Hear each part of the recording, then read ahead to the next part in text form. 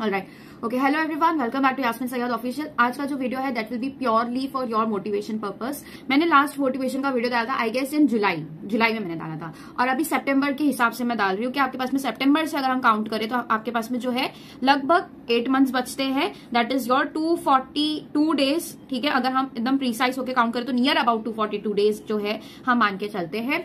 तो इतने दिन आपके पास में है। देखो, बहुत से बच्चे ऐसे होते हैं, बहुत बड़ी बड़ी हेल्थ कंडीशंस उनकी लाइफ में होती है। उनसे आप पूछो कि क्या रिग्रेट्स है, क्या है, ये यही बोलेंगे, वो हमेशा यही बोलेंगे कि यार बहुत अच्छा टाइम था जब मेरी हेल्थ वापस मेरे पास थी, एकदम सही सलामत था मैं या थी मैं। वो जो टाइम होता है ना, दैट्स द गोल्डन पीरियड।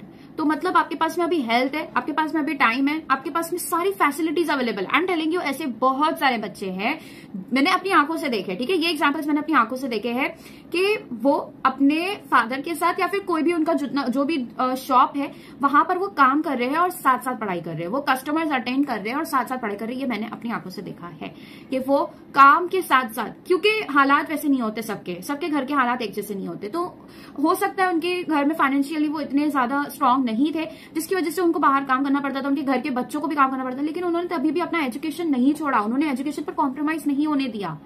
वो लोग ने ऐसा नहीं सोचा कि यार अभी तो मैं काम में बिजी हूँ, 4 साल बाद पढ़ाई का देखेंगे। वो फिर भी पढ़ाई कर रहे हैं। और आप अपने आप को देखो, आपके parents, how can I make you realise this, आपके पेरेंट्स जो खुद ये सब चीज कभी अफोर्ड नहीं कर पाते थे, ठीक है, अपनी पूरी लाइफ में, जब तक उन्होंने मतलब they were studying that pursuing that studies, उन्होंने ना तो कभी इतनी बड़ी स्टडीज का सपना देखा था, ना तो उन्होंने कभी ये सोचा भी था कि हमारे पास में एक ऐसा इतनी टेक्नोलॉजी इतनी एडवांस हो जाएगी, इतने एडवांस लेवल की चीजों से हम पढ़ाई करेंगे, ऐसा कोई स्क्रीन टच का कोई भी ऐसा डिवाइस भी हो सकता है करके। उनके पास में किताबें थी, वो भी second hand third hand books उनके पास में होती थी, कुछ किताबें उनके पास नहीं होती थी। यार ऐसी सारी सिचुएशन से आपके पेरेंट्स आपको यहां पर ला चुके हैं। वो खुद इन सिचुएशंस में रहे, और आप अभी खुद को देखो आप किस स्टेट में हो। आपके पेरेंट्स ने आपको कहाँ रखा है। You can wear anything, you can eat anything, आप कुछ भी कभी भी ऑर्डर करके खा सकते हो। आपके पास में सारी फैसिलिटीज है। आपने बोला पापा बुक्स चाहिए, पापा बिना टैब के पढ़ाई नहीं होती, पापा ईयरपॉड्स चाहिए, ईयरफोन चाहिए, इसके बिना तो पढ़ाई हो ही नहीं सकती। आपके पेरेंट्स आपको सब चीज प्रोवाइड कर रहे हैं, और आप अभी भी कोई ना कोई रीजन की तलाश में हो। आपके पास में ये प्रॉब्लम्स आ रही है कि मैम हम डिस्ट्रैक्टेड रहते हैं, हम लेजी रहते हैं, हम प्रोक्रेस्टिनेट करते हैं। How can you do this to your own self? आप खुद के लिए इतना बड़ा लॉस करने वाले हो। देखो, बहुत से ऐसे लोग हैं जो ये सोचते हैं, बहुत ऐसे डिमोटिवेशन में रहते हैं, डिमोटिवेटेड रहते हैं कि उन्हें जो है उनसे कुछ नहीं हो सकता, बहुत नेगेटिव सोचते हैं। बहुत सारे ऐसे बच्चे बहुत ही ज्यादा नेगेटिव सोचते हैं, मतलब उनसे कुछ नहीं हो सकता, वो कभी पढ़ाई नहीं कर पाएंगे, वो कभी टॉप नहीं कर पाएंगे, उन्हें तो ये सब मेडिकल की फील्ड तो उनके लिए बनी ही नहीं है। ऐसे सब थॉट्स भी उनके दिमाग में आते हैं। लेट मी टेल यू, मैंने ये वीडियो अपलोड किया है, मैं ऊपर इसका जो थंबनेल है वो भी डाल दूंगी। यहां पर मैंने आपको बताया इस वीडियो में, वही मैं आपको अभी बता रही हूँ कि मुझे मेरे फर्स्ट ईयर में एक टीचर ने बोला, मुझे मेरी प्रोफेसर ने ये चीज बोला कि आपका IQ 0 है बेटा। जो भी एग्जाम्स होते थे, वाइवास होते थे, सब में मैंने बहुत अच्छा किया था, बट वो जो चीज मैंने सुनी थी वो मेरे को इतनी अफेक्ट कर गई कि I just couldn't take it. और मुझे ऐसा लगा कि I need to prove this, I need to prove के ऐसा नहीं है, मैं बहुत अच्छा कर सकती हूँ। तो ये जो आपके दिमाग में थॉट्स आ रहे हैं ना कि मैं कर सकती हूँ या नहीं मैं कर सकता हूँ, इसको नेगेटिवली मत लो। अपने दिमाग के ऊपर इतना नेगेटिवली सवार होके ऐसे मत सोचो कि नहीं ये सामने वाला इंसान सही बोल रहा है। कैसे सही बोल रहा है? आपको पता है आपकी क्या कैपेबिलिटी है, ठीक है।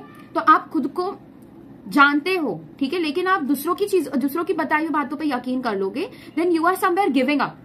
आप गिव अप कर रहे हो, जो कि आपको नहीं करना है, और मैंने नहीं किया था। And let me tell you this, मैंने अपने यूनिवर्सिटी एग्जाम्स में second topper, I was the second ranker of my batch.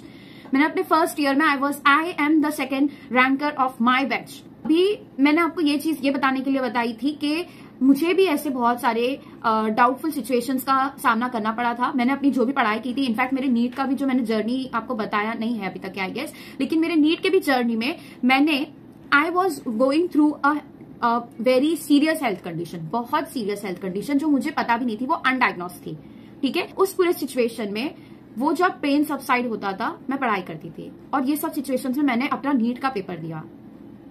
First year में अपने यूनिवर्सिटी के एग्जाम्स के time I was in the same situation, मैंने अगेन वही सब किया। मेरे यूनिवर्सिटी के एग्जाम के टाइम पर रमजान चल रहा था, यू नो यहाँ पर पूरा 1 मंथ फास्ट करना होता है, मतलब डेली आपका फास्टिंग होता है। तो आप from 5 AM something 5 AM to 7 PM आपका फास्ट चलता रहता है। तो ये कितना हो गया, 5 से 5 और 2, ठीक है। तो 14 घंटे का आपका जो है फास्ट होता है। No water, no food, no drinks, no fruits, nothing, कुछ नहीं। 5 से 7 PM भूल जाओ, ठीक है। तो ये पूरे फास्टिंग के साथ साथ मैंने अपना स्टडी किया, अपना रिविजन किया, अपनी पढ़ाई की और अपनी हेल्थ का भी ध्यान रखा। और आपको क्या बोला गया है कि ये 8 महीने बस पढ़ाई में लग जाओ, आपके पास में कोई डिस्ट्रैक्शंस आपके दिमाग में होनी नहीं चाहिए। आप अपने आप को खुद को इतना स्किल करो इस चीज में, आप खुद को इतना व्हाट वी से इतना प्रिपेयर कर लो, इतना अपने ऊपर हार्डवर्क करो कि कोई भी तरीके का डिस्ट्रैक्शन हो आप वहां पर डिस्ट्रैक्ट हो ही ना। कम से कम ये 8 महीने इतना बांध लो दिमाग में कि 8 महीने मुझे ना तो किसी दोस्त की शक्ल देखनी है, ना तो मुझे कोई ओकेजन अटेंड करना है, ना तो मुझे कोई इवेंट में जाना है, ना किसी की शादी में जाना है। किसी की ना तो शादी रुकने वाली है, ना तो हैंग आउट रुकने वाला है, कुछ नहीं रुकने वाला। अगर आप नहीं जाओगे तो दुनिया चल रही है, चलती रहेगी। मैंने पूरा पाथवे आपको बता दिया है कि बायोलॉजी के लिए क्या करना है, केमिस्ट्री के लिए क्या करना है, फिजिक्स के लिए क्या करना है, PYQs करने में। एक बार एकदम शॉर्ट में आपको फास्टली बता देती हूँ कि एक्चुअली कैसे होता है, बायोलॉजी हो या केमिस्ट्री हो या फिजिक्स हो, ठीक है। बेसिकली तीनों के लिए जो है काफी अलग मेथड होता है, काफी अलग स्ट्रेटेजीज होती है, लेकिन एक कॉमन चीज वो ये है कि लेक्चर सबसे पहले अटेंड करना है। आपके पास में रिकॉर्डेड लेक्चर्स होंगे आपके बैच के, वो अटेंड कर लो, या तो फिर यूट्यूब पे लेक्चर्स देख रहे हो वो अटेंड कर लो, या तो फिर कोई मेंटोर है, कोई क्लासेस है, वहां से लेक्चर अटेंड करना है, मतलब करना है, बायोलॉजी हो, केमिस्ट्री हो या फिजिक्स हो। दूसरा, आपको इसके साथ साथ नोट्स भी बनानी है। नोट्स इतनी जरूरी है कि मैं आप इसके ऊपर इनफ एम्फसाइज नहीं कर सकती कि ये कितनी इंपॉर्टेंट है, बहुत जरूरी है। आप जब लिखते हो दैट इज द टाइम कि आपके दिमाग में एक और एक तरीके से आप चीजें याद कर रहे होते हो। पूरा फोकस बनाए रखो। नहीं जरूरी है आपकी दोस्ती यारी है 8 महीना, नहीं जरूरी है। अगर कोई चीज जरूरी है ये 8 महीना तो वो आपकी पढ़ाई है, क्योंकि वो आपका फ्यूचर डिसाइड करेगी। वो डिसाइड करेगी कि 8 महीने बाद आप जब पेपर देकर आओगे तो आपका सर एकदम ऐसे प्राउड के साथ ऊपर होगा, आप डाउटफुल सिचुएशन में होंगे, या तो फिर आपको पता होगा यार इस साल भी तो नहीं होने वाला है, क्या गंदा पेपर था। आपके मुंह से सबसे पहले यही निकलने वाला रहेगा। अगर आप अभी टाइम वेस्ट कर रहे हो, पेपर वाले दिन आप यही बोलोगे यार बहुत ही बकवास पेपर था। ये जो बोलते ना बहुत ही बकवास पेपर था, इन्होंने पढ़ाई की नहीं होती है, इन्होंने पढ़ाई नहीं की होती है, क्योंकि पेपर कभी भी इतना आउट ऑफ ट्रैक नहीं जाता है। 2025 में हमने देखा पेपर बहुत बहुत आउट ऑफ ट्रैक रहा, लेकिन फिर भी लोगों ने फोड़ा ना। 600 प्लस फिर भी लोगों के आए ना। कैसे आए? एकदम ऐसे क्या 400 पे रुक गए क्या बहुत लोग? नहीं ना, 686 हाईएस्ट रहा है। तो वो लोग कैसे पहुंचे वहां पे? उनको पता था कि ये एक क्या है, ये एक ट्रेंड है, ये एक ट्रेंड है। इतना जो है हर साल देखा गया है, 2021 में भी ऐसा आया, 2022 में भी ऐसा आया, 2023 में भी ऐसा आया। लेकिन उन्होंने देखा कि इतना तो सभी कर रहे होंगे, सबको ही पता है कि इतना तो करना है, इतना पोर्शन तो कंप्लीट करना ही है, तो how will I stand out? मैं कैसे मैं कैसे सिलेक्ट होंगी या होगा? तो उसके लिए उन्होंने थोड़ा थोड़ा एक्स्ट्रा करना चालू किया। हर थोड़ी थोड़ी चीज में उन्होंने एक्स्ट्रा करना चालू किया, और इन्होंने ये जो सबसे ज्यादा एक्स्ट्रा चीजें करके गए, उन्होंने अपने स्किल्स को या फिर अपने जो स्टडी है उसको इतना शार्पली किया, इतना शार्पली उन्होंने अपनी पढ़ाई को कंटिन्यू किया या फिर कंसिस्टेंसी मेंटेन करी कि उन्होंने बेसिक जो आप पढ़ के जा रहे थे तैयारी करके, वो तो उनके फिंगर टिप्स पे था। और इसके ऊपर के जो 4 लेवल ऊपर की जो पढ़ाई है, उन्होंने उस चीज के लिए भी प्रिपेयर कर रखा था खुद को कि अगर सिचुएशन ये सिचुएशन ए है, ये आया तो आई विल डू दिस 100%, मेरा फिक्स है, हो ही जाएगा। लेकिन what if this happens, difficulty level अगर यहाँ का हुआ सिचुएशन बी, तो उस टाइम पे मैं कर पाऊंगी या कर पाऊंगा क्या?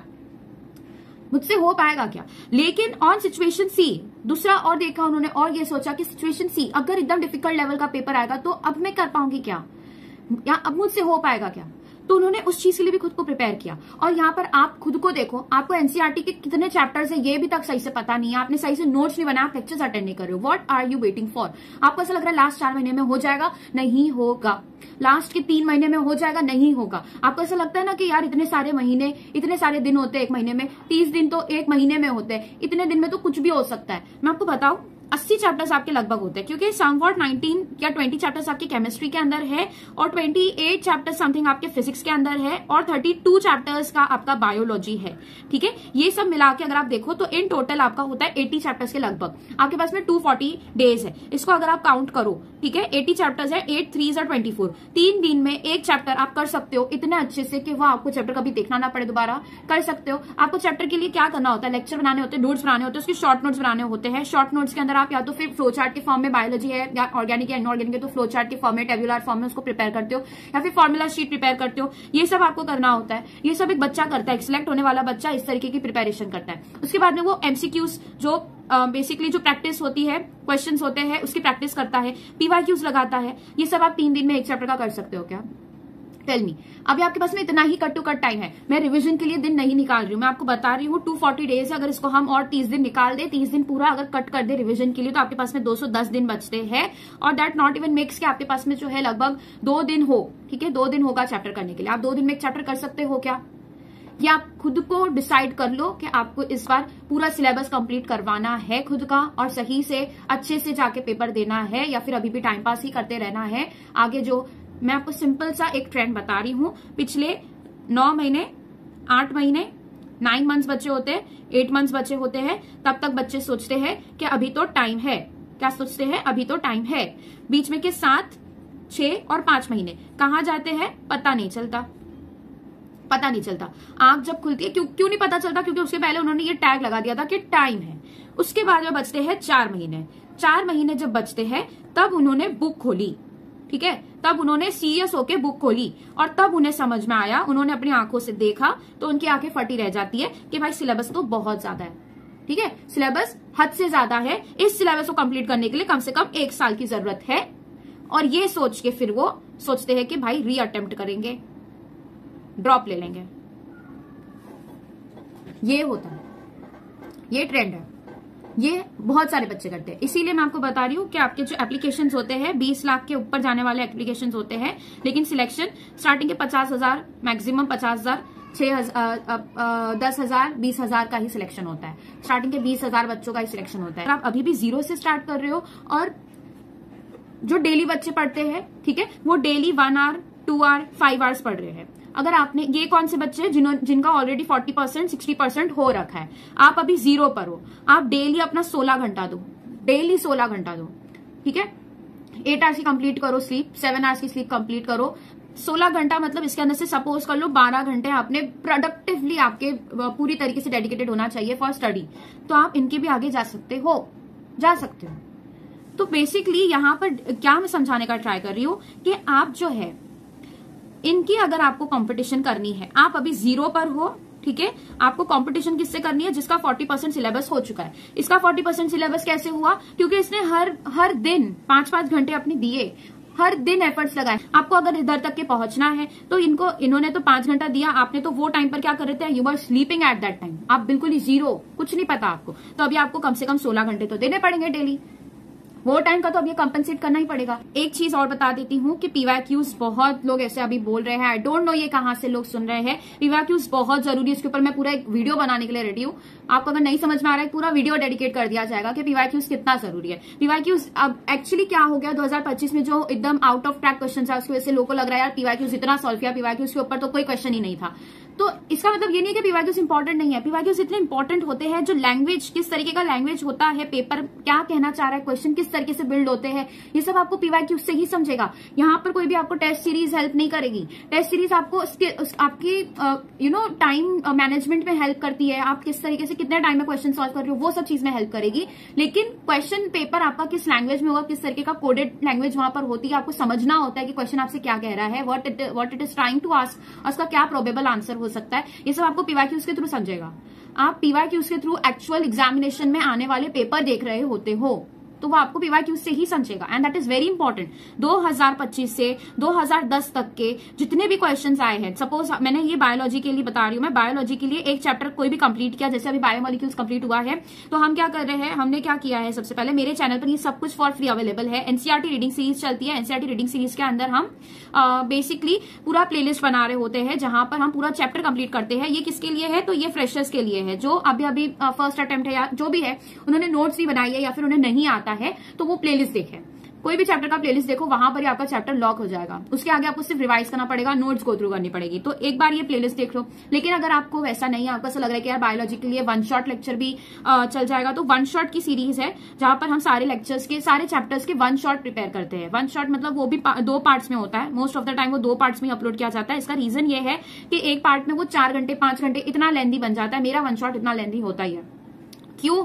क्योंकि देखो एनसीईआरटी रीडिंग सीरीज और वन शॉट के अंदर ऐसा नहीं है कि हम कंसाइज करके पढ़ा रहे हैं या फिर हम जो है मैंने बहुत सारी पार्ट्स को इग्नोर कर दिया है, सिर्फ इंपॉर्टेंट मैं करा रही हूँ या फिर सिर्फ ऊपर से सरसरी पढ़ा रही हूँ। नहीं, मैं आपको वन शॉट में भी पूरा कंसेप्ट क्लियर करवाती हूँ। वन शॉट में भी आपका line to line NCERT cover होता है, कंसेप्ट क्लियर होता है। बस वहां पर जो रिविजन आपका बार बार होना चाहिए वो हम वन शॉट के अंदर नहीं कराते। प्लेलिस्ट में जो होता है यहाँ पर ये सब चीजें पढ़ाई जाती है। इसके बाद में आ जाता है पीवाईक्यूज। तो पीवाईक्यूज के लिए अभी जो भी चैप्टर किया, जैसे फॉर एग्जाम्पल बायोमोलिक्यूल्स किया, तो उसके लिए 2025 से 2010 तक के क्या क्वेश्चंस थे ये आपको बुक्स में तो मिल जाएंगे, ठीक है, चैप्टर वाइज मिल जाते हैं पीवाईक्यूज, लेकिन इसका सोल्यूशन आपको नहीं मिलता। आपको ये समझ में नहीं आता कि यार इसका आंसर ये कैसे हुआ।